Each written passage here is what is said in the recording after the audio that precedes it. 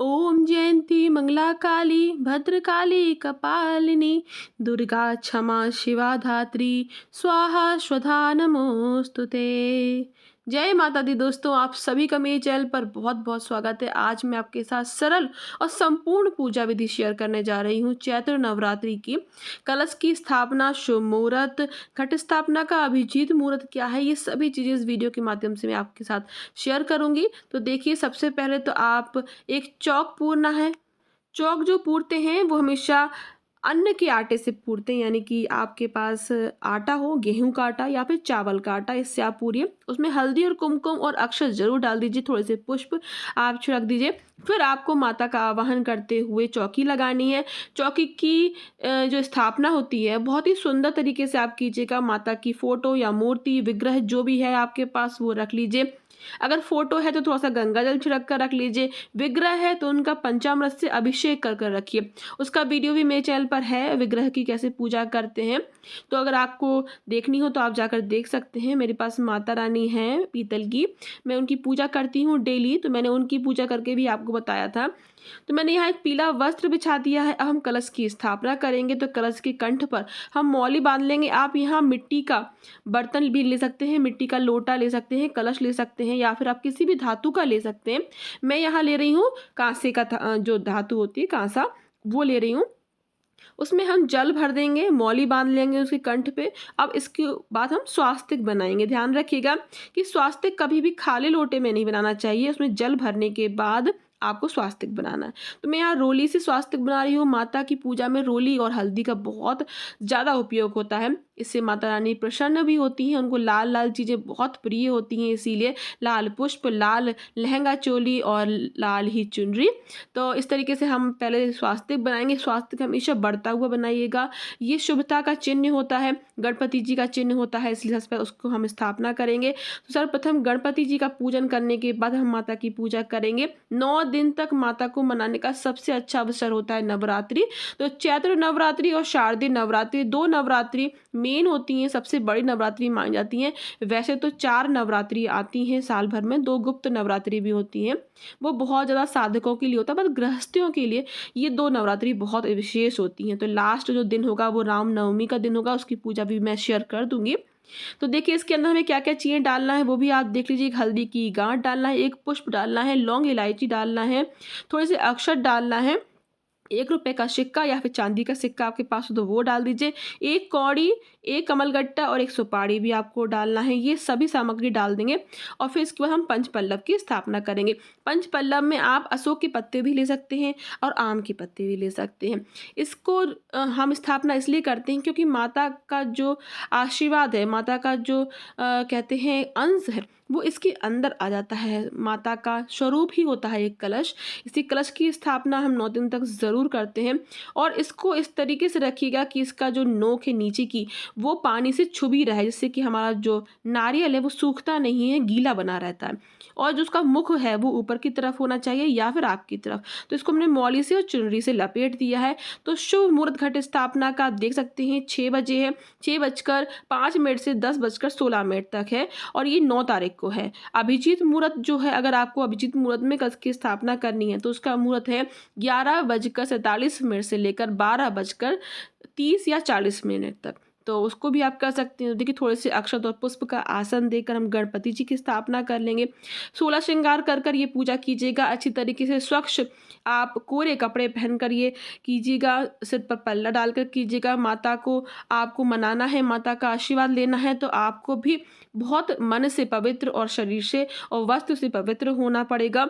पूरब की तरफ मुख कर कर बैठिएगा ज़रूर से। और जिस जगह पर आप माता की स्थापना कर रहे हैं, चौकी लगा रहे हैं, वहाँ ज़्यादा लोगों का आना जाना ना हो, कोई ज़्यादा आना जाना ना हो, कोई इसको ज़्यादा टच ना करे, इस बात का ध्यान रखिएगा। अब अगर आप चाहें तो यहाँ पर अखंड ज्योति की स्थापना भी कर सकते हैं, या फिर सुबह शाम आप दीपक भी जला सकते हैं।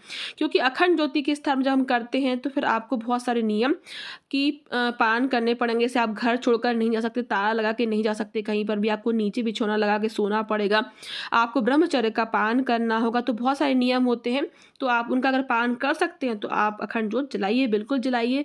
तो आप देखिए, यहाँ पर दीपक जो जलाया है हमने, उसकी पूजन कर लेंगे। हम माता को तिलक लगा लेंगे। गणपति जी का पूजन हमने कर ही लिया है।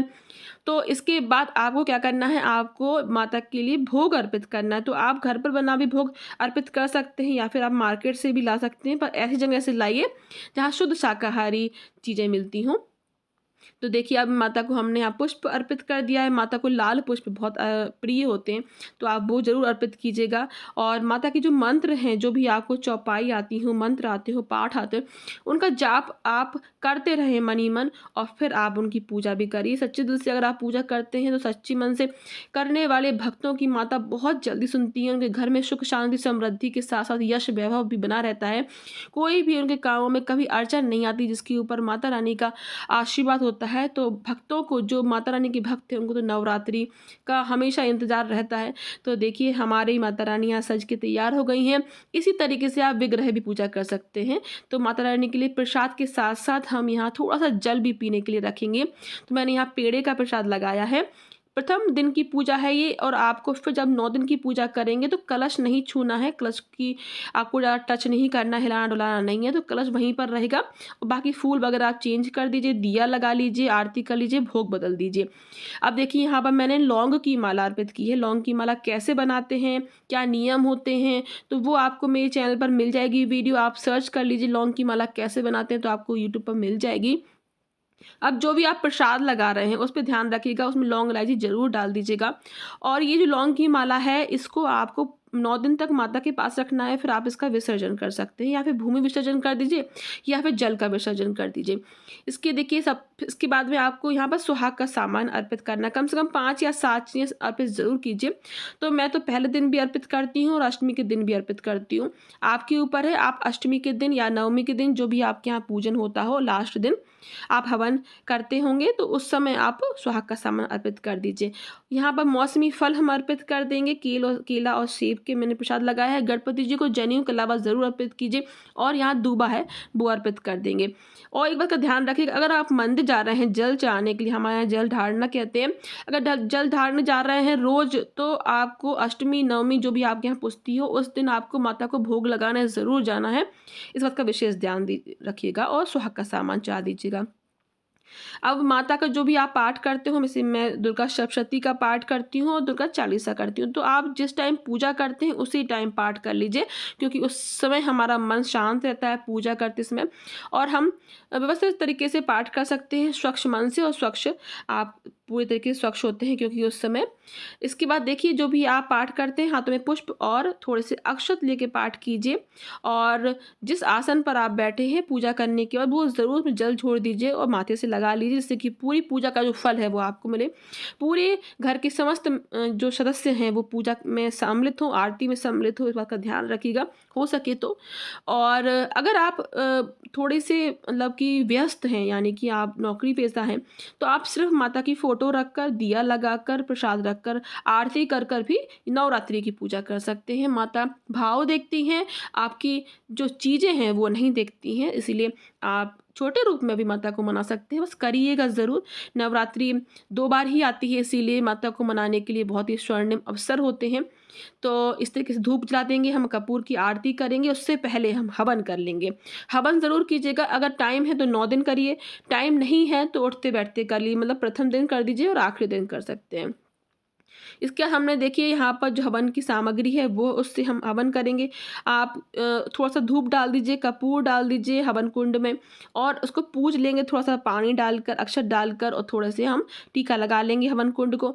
5 बार आहुति देंगे। सबसे पहले हम घी से, शुद्ध देसी घी से, और फिर हम जो हवन की सामग्री होती है उसकी आहुति देंगे। इस हवन की सामग्री कैसे बनाई थी वो भी चैनल पर मैंने डाल दिया था पिछले साल की वीडियो के साथ में, तो आपको अगर देखना हो तो आप देख सकते हैं। हवन कब कैसे बनाना है वो भी मैंने आपके साथ शेयर किया था।